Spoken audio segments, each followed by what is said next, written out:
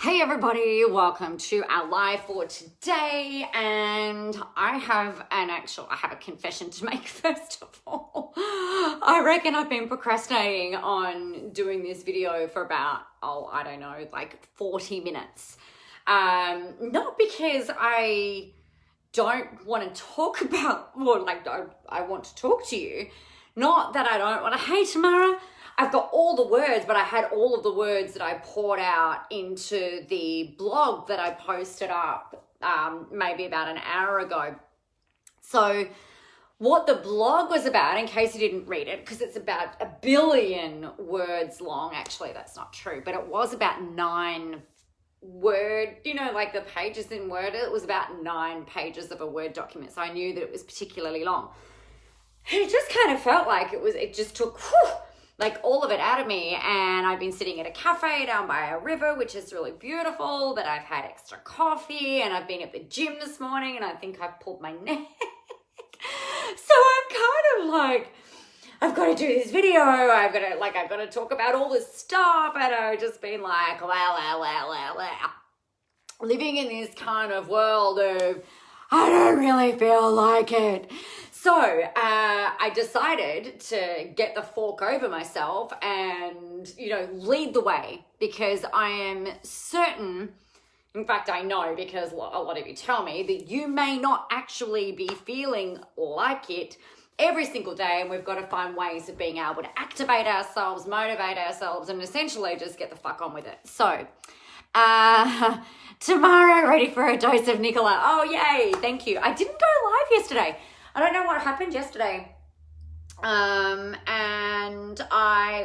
Yesterday was, I think I live on Monday. It's been a really weird kind of week. I know I'm back.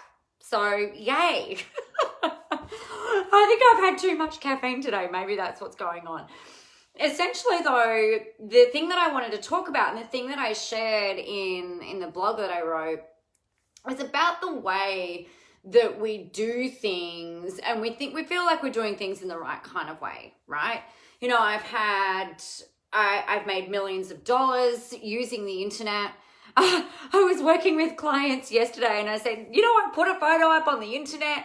And then we laughed about that, because you don't put a photo up on the internet. You put a photo up on Facebook or on your website or whatever. You don't just go, hey, there's the internet, let's go put up a photo. But made lots of money.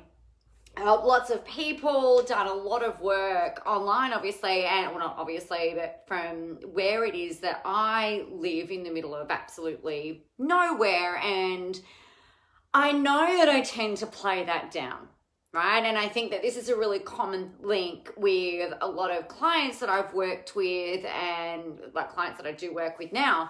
It's kind of like we often play down our experience, our results. And I think that comes back to a really kind of fear, a big fear of around, we're told not to toot our own trumpet, right? We're told not to go and share our accolades because it's coming from a place of ego, or it's coming from a place of whatever. And I think that that's really, if you're doing things in a way that is about inspiring and motivating people, it's really actually important that you own your freaking brilliance. Because if you're not willing to see that in yourself, own it yourself, and then really step it up and celebrate it, who the heck is going to do that for you? So it's actually really important. But the thing that I think is interesting that I shared in the blog is around doing things in a way that you think you need to do them. Hey, Jones. And what I mean by that is more of a mindset conversation, right? So when we first start out in business, and I was having this conversation with a mentor of mine, when I look back at the most successful things that I've done, the most successful marketing campaigns, the most successful programs that have ranged from super cheap to, super expensive, by some measures of, expense or like a monetary value. The thing that has always worked the best has been when I've had that mindset of, I'm just going to put this out there, and I'm not attached to the outcome. I'm going to have fun. I'm going to be me. I'm just going to share from here. And I was thinking back to a thing that I put out there quite a number of years ago, which was the Rich Bitch Guide to Having It All. Now, very tongue-in-cheek, because I don't think that, anybody becomes a rich bitch, right? I think you just kind of like, it's not about even being a bitch. It was just a fun, catchy thing. It's like the Rich Bitch Guide to Having It All. And the way that I wrote the campaign for that was very much like from here. And it went something along the lines of this. You're not always going to feel motivated. You're not always going to feel on fire. In fact, there are days where sometimes you might actually want to crawl on the floor, curl up in a ball, and cry your heart out.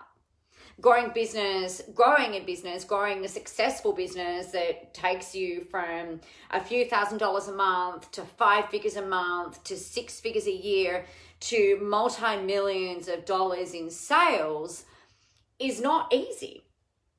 And the fact of the matter is that you've got to have people around you who are going to support you and move you and inspire you and help you get up when you're feeling like shit. Remind you of who you are. Hold up that mirror and say, repeat after me, I am fucking brilliant. I am freaking amazing. I am a badass. I am a rock star. I am amazing. I am the best at what it is that I do. I am on fire, right? We've got to have people in our worlds who are able to reflect that to us.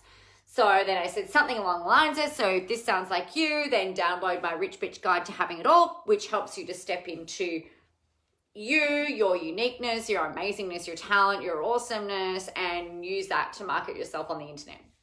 Words to that effect. And when I put that out there, my leads were so cheap.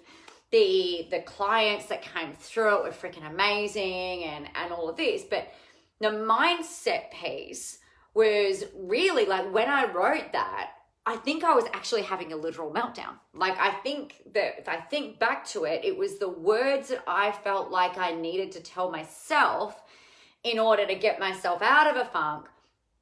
Or what would I put on my wall to remind me about, who I am, what I'm doing, and things like that. And it created this really amazing connection with people. I saw a quote by J-Lo, I think on the Instagrams the other day, and it was something along the lines of this is Jennifer Lopez, right? Jennifer Lopez, not just some random person in brand new startup mode, but J-Lo was like, I know that I've had this amazing amount of success, yet she still had those moments of maybe I'm done. Am I really good enough? Am I really able to do this? And I think it's really important that for us, for you and me, and for people who are creative, for people who are driven, for badass rock stars, for leaders of leaders, for people who help other people, for people who are transformational specialists. You guys are out there propelling, motivating, inspiring, coaching, training, teaching, supporting, healing, creating art. Whatever it is that you're doing, you're built to have a really big impact in the world, a really big impact on the world. And these feelings are kind of normal. And I think it's important that we all can understand that. What I think was interesting as well when I started to kind of unpack my stuff a bit more was that actually the things that you have done in order to grow your business from maybe $0 to $5,000 a month, or then from $5,000 to $10,000 a month, the mindset is different. Well, you need to embrace a different mindset in order to be able to get up to the next level. So I created a model going back a number of years ago called the Genius Loop. And we go from kind of like being a brand new startup to hitting 100 grand. And then most people go from, okay, so I've got $100,000 a year now. I want to get to $250,000. So I want to do 250 grand a year. And the things that you did at $100,000 a year is different to the actions, the mindset, the programs, perhaps the mentality, the level of focus, not necessarily the volume of work that you do. You don't actually have to do more work in service-based businesses I'm talking about. In order for you to make 250 grand is actually really no different to making 100. It's just changing the container, like expanding the container of what it is that you can do, and maybe looking at doing things slightly different in order to be able to bring those people in. So I remember in 2012, I was making maybe $4,000 or $5,000 a month, and that wasn't enough to be able to sustain our household back then. And the conversation with my husband and I was, well, you know, if things don't change, Nicola, you're going to have to go and get another job. And I'd been in corporate for 12 years. I'd resigned from my job in February 2011 to grow this business full time. And this is coming on, you know, nearly 18 months down the track. And, you know, things are going all right, but it wasn't financially doing enough to sustain our lifestyle that we wanted, and this, that, and the other. So it's kind of an ultimatum, essentially. It's like, this needs to change or things need to change. And at that point, what I did, and I think this is one of the key things that I want you to hear today, the thing that I did is I've kind of gone, okay, you know, I surrender. I'm kind of like, I'm happy to do my part, and I'm happy to show up, and I'm happy to do the thing. But if this is really like God, universe, and back then it was like, you know, universe, if this is what you want me to do, then you've got to do your fucking part, because I can't do it all, right? And so there was almost a literal hands in the air surrendering and just going, okay, I'm all in. This is the last ditch effort. This is like, seriously, the last ditch effort. And if this doesn't fucking work, then, you know, that's great. I'm done now. That's the big sign that I needed. And I launched a Facebook ads campaign actually on the 24th of April, 2012. And it was for a 7-day style and branding challenge, marketing challenge. And I did my first $30,000 month in the May following that. So launched it on the 24th of April, and May was my first 30 grand month. From there, what happened was, so that was 2012, I hit 100 grand a year consistently in about October of 2012. And then I needed to I changed the model because I'd created an income cap, created an 8-week program, and I started selling that, and I had a one-on-one level, and that was what I was doing come, you know, the start of 2013. I did 118 grand in sales in March of 2013, and I got a tattoo to remind myself that things can change and to follow my heart, you know, trust. That tattoo was a reminder of trust. It was also a reminder of reinvention. It was also a reminder of following your heart, following your soul, digging in, never fucking giving up on what it is that you really want to do, right? And then later on that year, I did $550,000 in sales in a week. And then the following year, I ran a really amazing, hey, Andrea, ran a really amazing retreat, and then ran great events. And then I had a moment, I think it was in 2015, I want to say, I can't remember if it was 2014, 2015, where I'm just like, okay, you know, again, you know, I wanted to level up. I wanted to break through. I was doing about $1 million a year, and I want to do more than $1 million a year.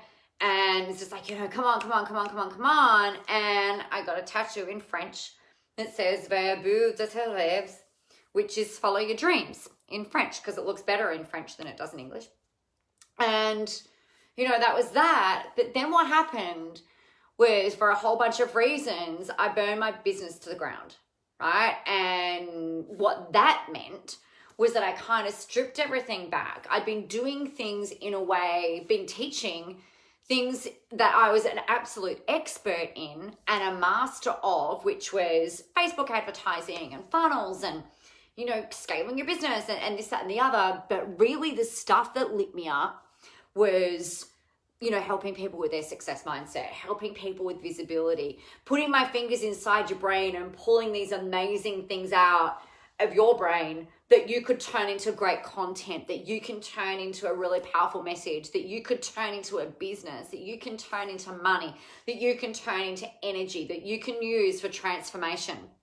And I'm like, right, I want to do more of that. And I remember having a conversation with a mentor, and he said, you can't do that. Everybody knows you for the Facebook ads. Everybody knows you for the funnels. You've got to play your hit song, Nicola. Like, don't follow your heart, follow the money. And I was just like, oh, really? Like, that doesn't seem right. But I trusted this guy. I trusted his advice. And I've gone, okay. I've been doing all of the stuff that I love to do within the programs, right? But it wasn't like, it's a bit like, you sell them what they want and you give them what they need, right? So I was selling Facebook ads and funnels, which is what people wanted at the time from me. And I was giving them what they needed within the program, right? So I was still able to do the work that I love to do, that I was an expert in and a master at, but on the front end, it was very much buy my course on, how to use Facebook to make money, essentially, which is what I've been doing since 2010, incidentally. So that worked for a while, right? Until it didn't. And the thing that I realized again and again is, we need to be able to reinvent ourselves. We need to be able to pivot.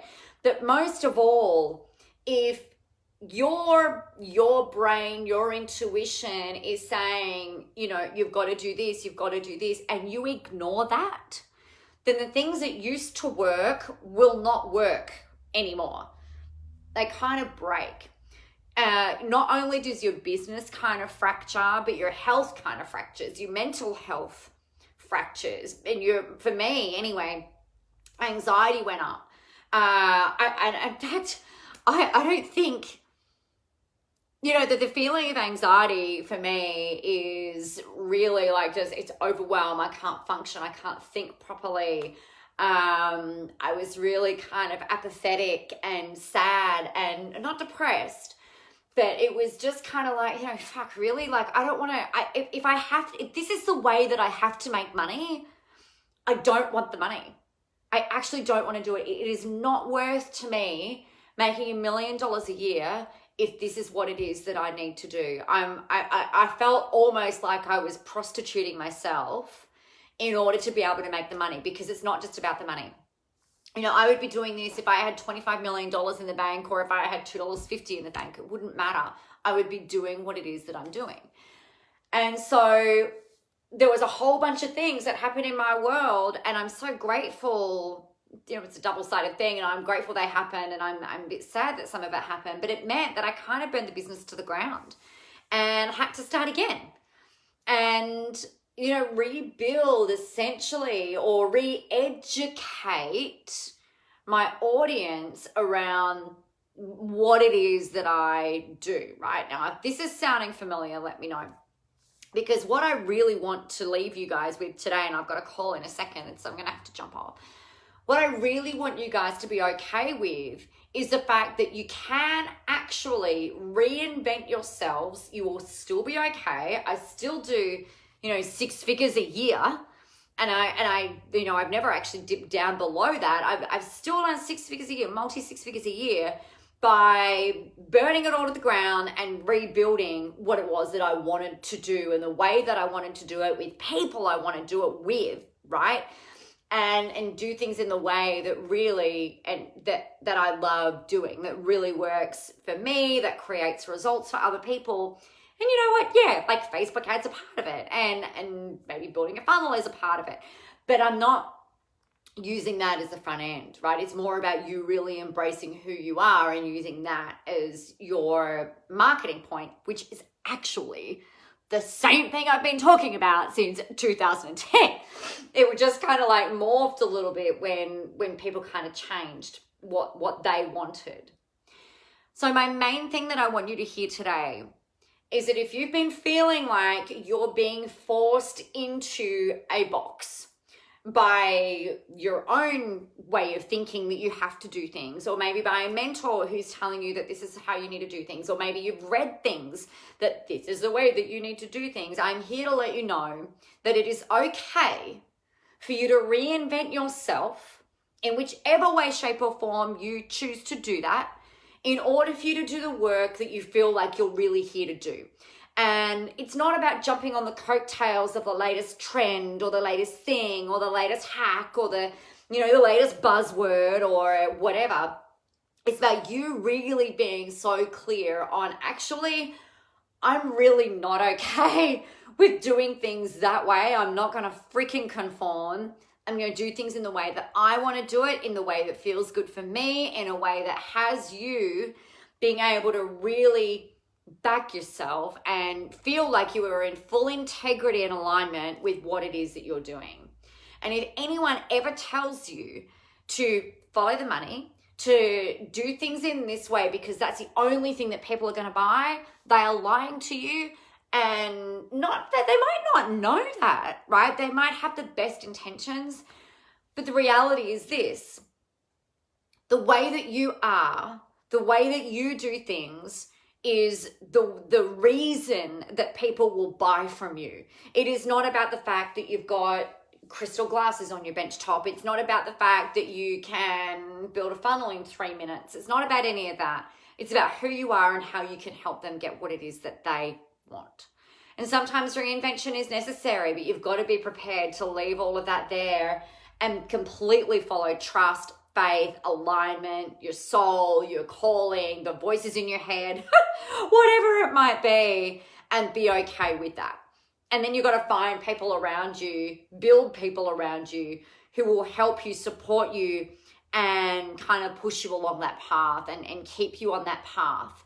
There's nothing more lonely, I think, than going, all right, I'm going to back myself, and then having other people kind of like look at you like you're freaking crazy. Yeah, those damn voices, Andrea, exactly. Or you can't do things in that way, or it's going to confuse your audience, or you've got to have less words, or you've got to use more words, or you've got to, blah, blah. The people who are your people, your audience who are waiting for you, your stuff, when you're really showing up, will cut through the noise like a dog whistle. The right people will hear it. The people who don't get it, the people who are never going to get it, won't even notice you, right? That's the beauty of this. It's almost like you're invisible to them, like that you're just over there completely invisible, and the people who need to hear it is like, bam, there you are, like neon sign saying, come and listen to me, without you even needing to force it. And that's why, like, trying to manufacture your message or trying to force your stuff into a corporate model or a particular business model or a specific way of doing things can often be a lot more detrimental to you and your business than anything else, right? Jones, your people speak your language and love it. Exactly. 100%. Most of all, though, you've got to embrace a little bit of George Michael, and you've got to have faith, right? You got to have faith, faith, faith. Back yourself every day of the week, no matter what is going on. There is no place for fear. There is no place for self-doubt. There is no place for anything other than you being wholeheartedly you being and embracing whatever it is that you need to share and talk about, and just making sure that you're able to kind of like up that level of hey Joe, rather than trying to force yourself into something that just feels like it should be somebody else's shoes. Now, that doesn't mean that there's no room for growth, right? It doesn't mean that you can't learn from other people, but just be really discerning around the people who you take feedback from, or the people that you accept feedback from, the people that you accept input from. Take the elements that you can make work for you to make work, and then still do things in your way. Just be smart about it, all right? So that's my little rant for today. Hey, Kelly, great to see you. So I will wish you a very fantastic and happy Wednesday. I've got to go jump on a call now. I'm a couple of minutes late. on the Big Long Blog, the Big Long Blog, that is forever known as the Big Long Blog. I've talked a little bit about this. I've got a couple of ways that we can work together at the moment. Well, 3 ways actually. One way is one-on-one, and that's the link that's at the bottom of the Big Long Blog, which is about the reinvention of Madonna. Then we've got the amplification project, which I think Andrea's in, and I don't think anyone else who's commented is in there yet. That's a 21-day amplification project, amplifying your message. It's all online, and that starts on the 7th of April. Super affordable, super freaking badass. You're going to love it. Can't wait for that. And then there is also Champagne Supernova, which is a 2-day in-person immersion on the Gold Coast in my luxury apartment, which you won't want to miss. So if you want to find out anything about those, go over to either nicolamoras.com.au/work-with-Nicola, or you can go over to my website and then click on the Work with Nicola tab, and those other things are in there. The one-on-one's not in there though. You'll need to go to /work-with-Nicola. I'll put the link in after. I've got to go jump on a call because I'm late for that. So have a really amazing and awesome day. Go kick some ass. Remember, get out there, go help some people, get visible, and have a whole bunch of fun doing it. Talk to you soon.